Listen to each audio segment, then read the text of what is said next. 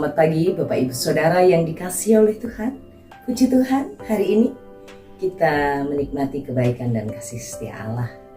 Di hari libur, kita tetap bersama akan merenungkan firman Tuhan. Bapak Ibu Saudara, mari kita bersama berdoa, menyatukan hati kita sebelum kita bersama-sama belajar firman Tuhan dalam program Renungan Keluarga Kristen ini. Mari kita bersatu dalam doa. Bapa kami yang di sorga, terima kasih untuk kebaikan Tuhan. Kami kagum akan Engkau, akan kedahsyatan-Mu, akan kehebatan-Mu yang selalu ada bagi kami, memelihara kami, mencukupkan segala kebutuhan kami. Kami bersyukur dalam kelemahan kami, dalam kelelahan kami, Engkau Tuhan menolong kami. Terpujilah nama-Mu ya Tuhan Yesus. Terima kasih untuk penjagaan-Mu, terima kasih untuk perlindungan-Mu yang sempurna bagi setiap kami. Kasih sayang-Mu yang kami nikmati dari waktu ke waktu dan tidak pernah terputus. Terima kasih Tuhan Yesus, terima kasih. Urapi hamba-Mu, berkatilah kami saat kami merenungkan firman-Mu. Hamba-Mu ini bersama Bapak, Ibu, dan saudara-saudara di tempat masing-masing kami dipimpin untuk merenungkan firman-Mu.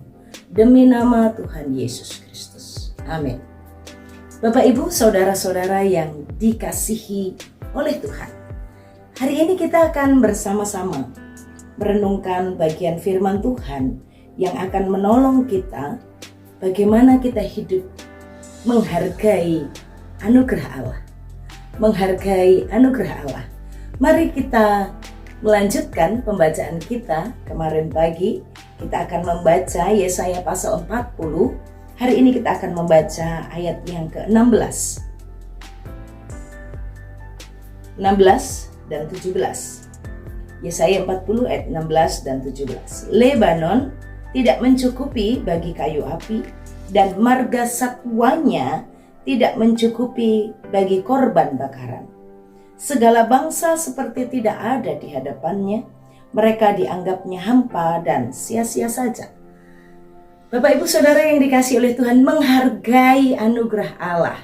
Mari kita memahami bagian firman Tuhan ini dalam konteks Yesaya yang menyampaikan pesan bagi umat Allah yang sedang ada di dalam kesusahan mereka, ketertindihan dengan beban berat karena situasi yang sulit, dan Tuhan hendak menyampaikan penghiburan, berita pelepasan, berita pertolongan dari Allah bagi umatnya.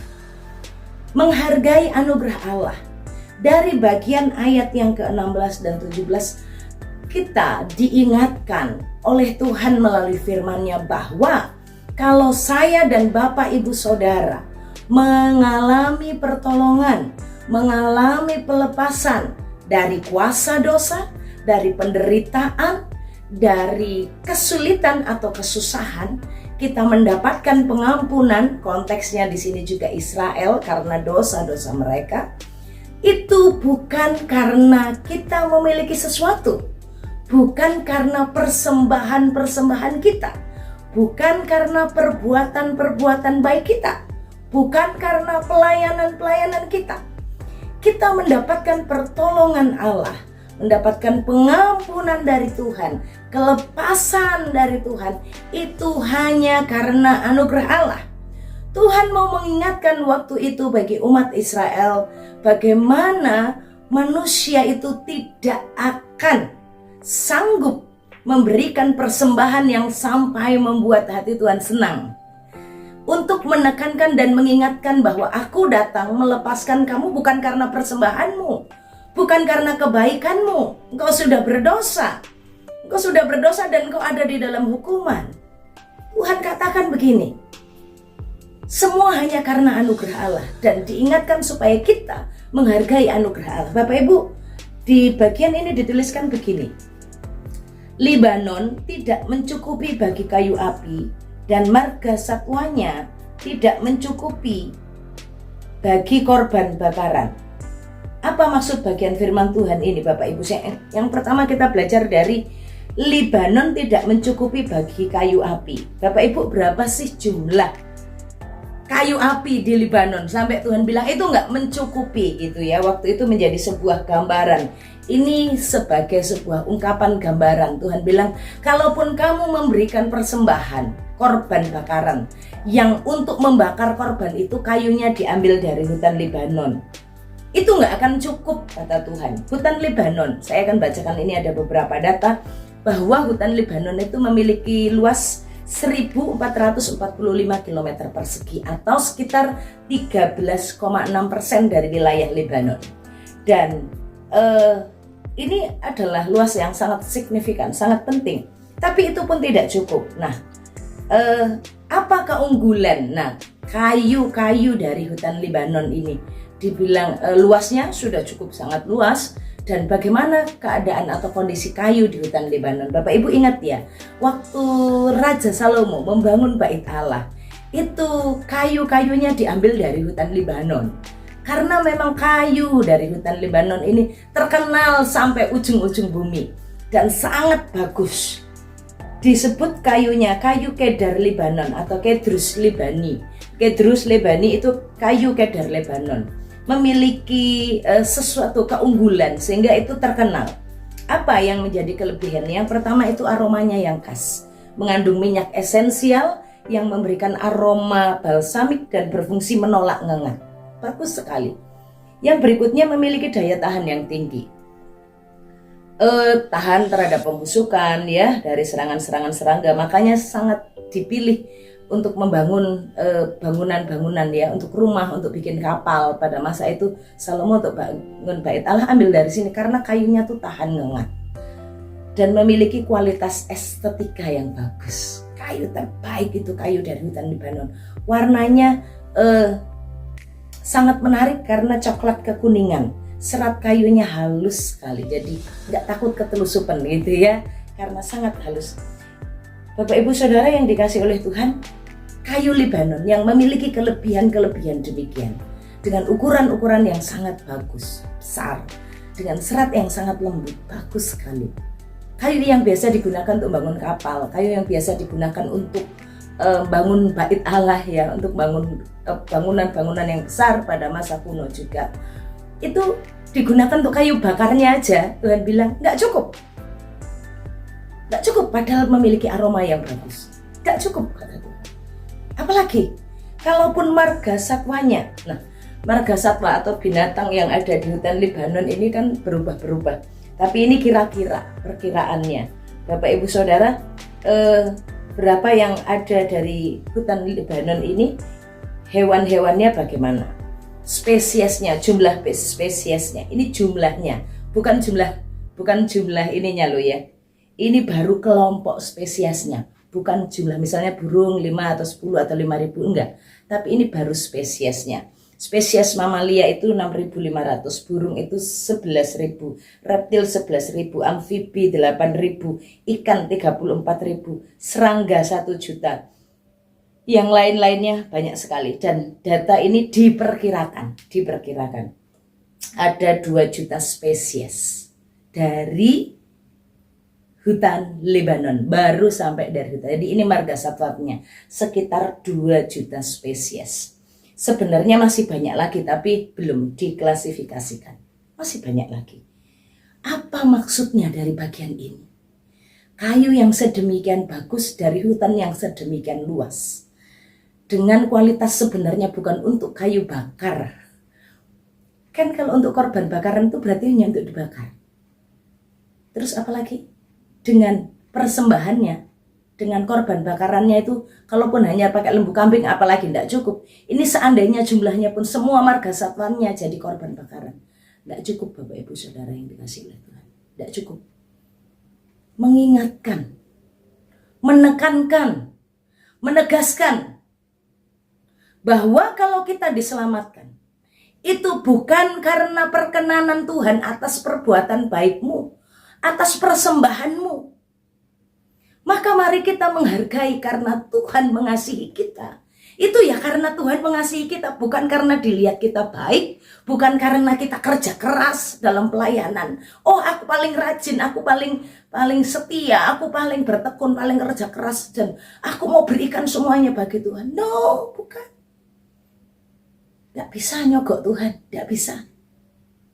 Berapa persembahanmu? berapa juta, berapa miliar. Gak ada gunanya bagi Tuhan. Tuhan mau mengingatkan untuk kita menghargai anugerah Allah. Kalaupun ada yang bisa membeli hutan Libanon dan membeli semua serangganya untuk diperkenankan kepada Allah, Tuhan bilang itu pun tidak cukup untuk menjadi korban bakaran di hadapan Allah. Bapak Ibu Saudara, hal ini mau mengingatkan saya dan Bapak Ibu Saudara betapa kita berharga dan dikasihi oleh Tuhan, sehingga kita menghargai anugerah Allah. Amazing grace, sungguh semua hanya karena anugerah Tuhan bagi kita. Sehingga hari ini mari kita menghargai pengorbanan Kristus yang menyelamatkan kita, menghormati Kristus yang datang untuk memberikan kelepasan dan kebebasan bagi kita, kebebasan dari dosa. Tuhan datang menolong kita, Bapak Ibu Saudara, sehingga tidak ada Bapak Ibu Saudara juga yang minder ya kepada Tuhan. Bagian ini membuat kita juga betapa kita merasa mengerti kita ini dihargai dan dikasih oleh Tuhan. Bapak Ibu Saudara, sebanyak itu pun tidak cukup, apalagi kita. Setiap kita datang persembahan, berapa sih yang kita bawa? Cukup nggak beli satu kayu dari hutan Libanon? Cukup nggak untuk beli satu marga satwa, satu saja untuk di situ?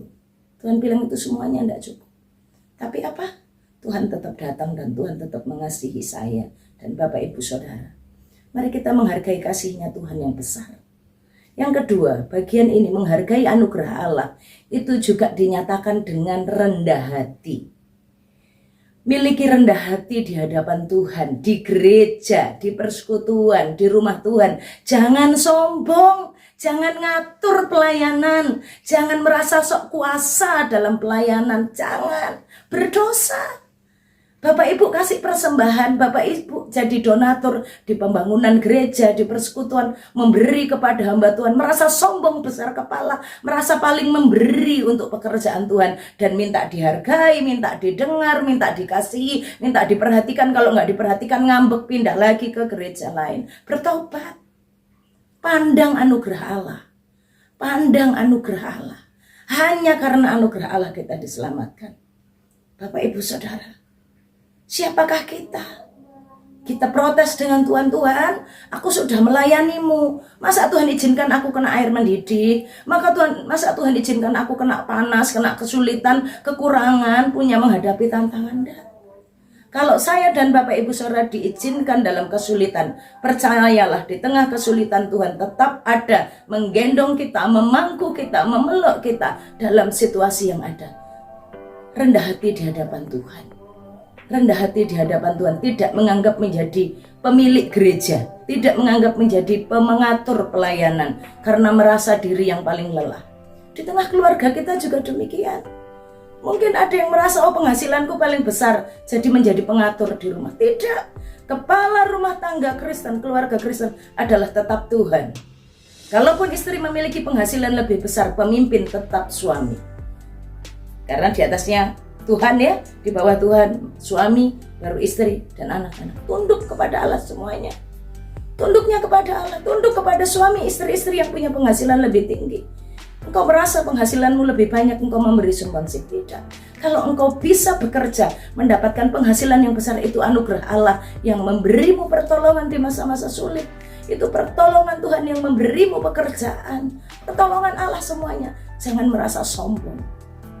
Bapak Ibu Saudara yang dikasihi oleh Tuhan, demikian kita mengingat betapa anugerah Tuhan itu sangat besar.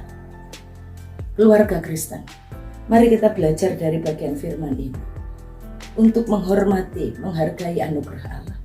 Dan percayalah, kita adalah orang-orang yang dikasihi oleh Tuhan, dipeliharanya, dipangkunya di masa-masa sulit, digendongnya di masa-masa susah.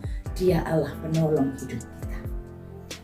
Selamat menikmati kebaikan Tuhan, dan mari kita terus menghargai anugerah Allah. Mari kita berdoa. Tuhan Yesus, terima kasih untuk anugerah-Mu. Terima kasih untuk kasih-Mu. Engkau tetap datang bagi kami, sekalipun kami tidak mampu memberikan persembahan yang terbaik bagi-Mu. Karena kami sesungguhnya bukan apa-apa.